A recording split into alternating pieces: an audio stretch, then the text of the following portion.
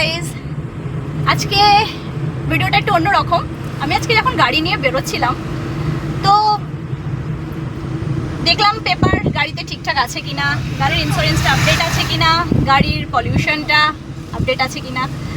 আর এটা শুধু আমি না, সবাই করি, তাই না? কারণ আমরা জানি যে রাস্তাতে গাড়িটা চালালে গাড়ির কিছু নিয়ম আছে যেগুলো আমাদের সবসময় কিন্তু আপডেট রাখতেই হয়, তাই না? কারণ গাড়িটা যখন আমরা রাস্তার মধ্যে চালাচ্ছি সেটা সার্জেন ধরলে কিন্তু একটা কেস দেবে, সেটার একটা ভয়।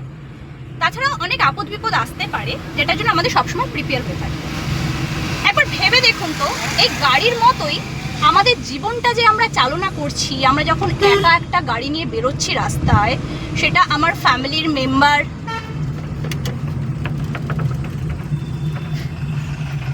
আমার সাথে কিন্তু জড়িত আছে। তখন আমি একা বেরিয়ে গেছি বলে এই না যে আমার পিছনে কিন্তু কেউ নেই।